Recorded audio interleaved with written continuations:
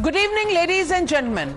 Tamil Nadu Power Minister Senthil Balaji was arrested this morning after multiple raids by the Enforcement Directorate in the cash for job scam.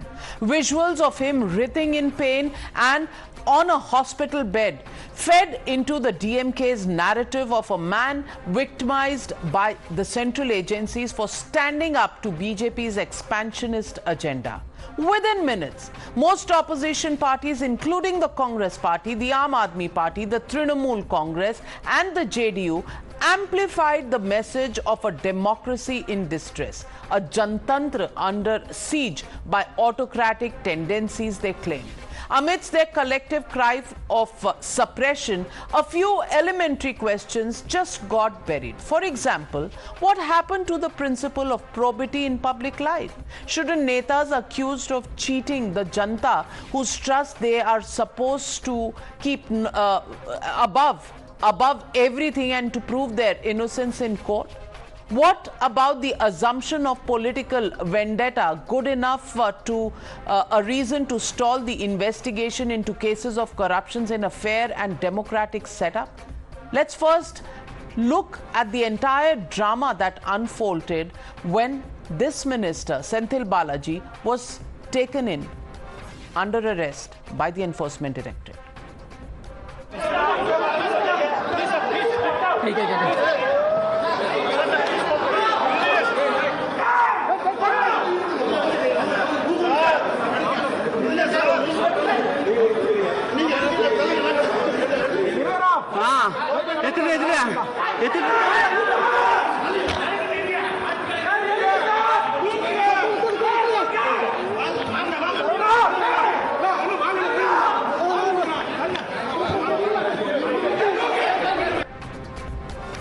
The BJP reminded Chief Minister Stalin that he had called Senthil Balaji and his brother Ashok corrupt looters in 2016, a few years later, before Balaji switched onto the DMK bandwagon. Listen in.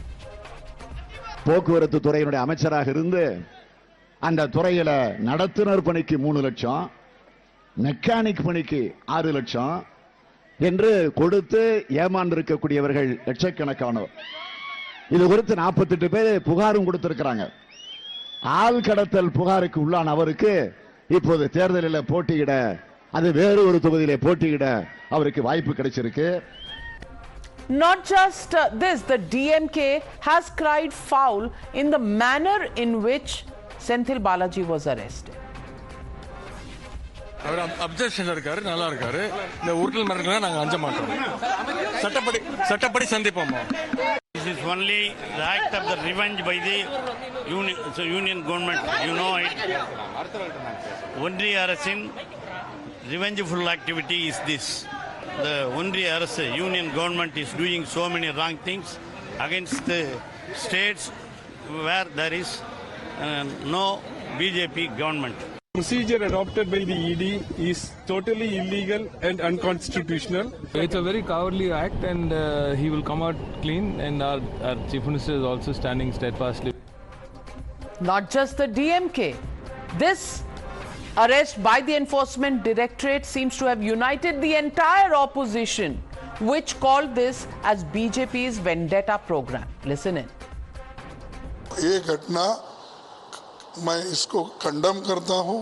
केंद्र सरकार ये डर के harassment कर रही है और लोगों को CBI, ED, CVC, anti corruption ऐसे इंस्टीट्यूशन को मिसयूज कर रही है.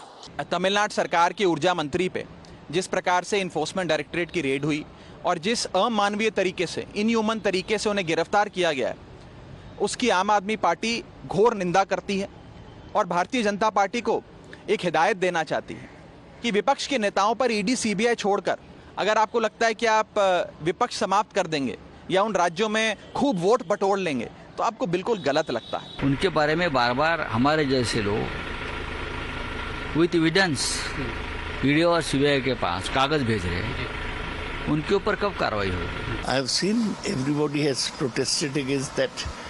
Against one Tamil Nadu minister, ED has taken some action. We protested against the same, and It's totally wrong how ED is being misused.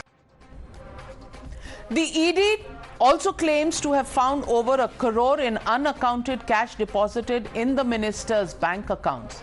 Should that not be probed?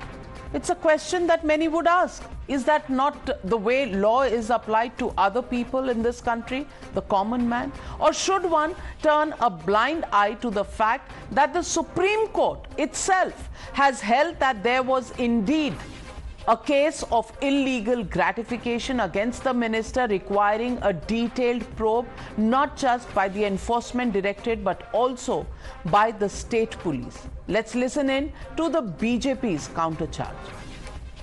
And Mr. M.K. Stalinji himself wanted action against Senthil Balaji in 2016. Mr. M.K. Stalinji himself welcomed the income tax action against Chief Secretary in 2016. Suddenly, 7 years later, he changes his colors. I request my opposition friends not to get fooled by whatever he says. And instead of condemning it, instead of removing this minister, we see a show of strength and a bhrashtachar ka bhaichara over this minister.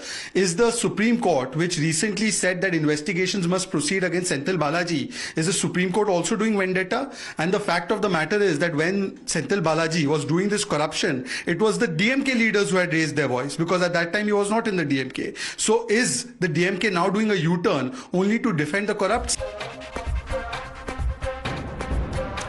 We had breaking news coming in, inside scoop coming up on Times Now. As per ED sources, the investigation has linked Senthil Balaji to a Benami land transaction.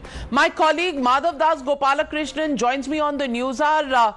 Madhav, details of Benami land have now been found by the Enforcement Directorate. What can you tell us about the latest information that we have, and what are those visuals that we are seeing? Well, absolutely. Navika, this is about a piece of land that is worth 25 crores currently. It was worth up to 40 crores in the year 2014 when this alleged Benami transaction took place, as far as the investigators and sources close to the investigation are concerned. Now, this is land that is believed to be in Karur, where in fact the native of Senthil Balaji is, and it is through an intricate network of transactions through Benamis, through relatives, etc., that this transaction has taken place. I just want to read out some information that we have gleaned from our sources, and this information says that investigations have revealed that certain individual named Anuradha Ramesh, who hails from a business family, mortgaged a 3.75 acre land and obtained bank loans exceeding 40 crores in multiple transactions spanning from 2014 to 2021.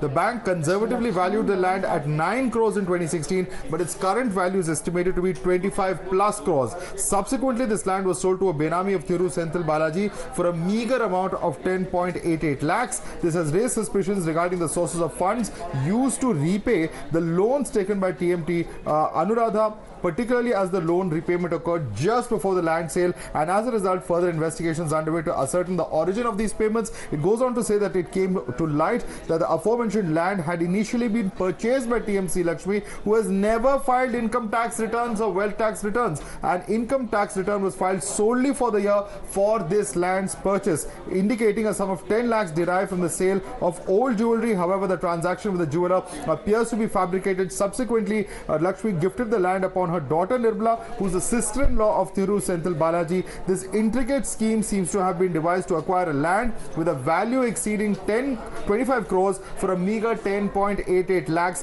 while employing a Benami individual to create a facade and distance from the true owner of the property. So two mysterious women, Lakshmi and Anuradha Ramesh, appear in a convoluted layer by layer transaction of a land which is purchased for less than 11 lakhs, which is actually valued at around 25 crore.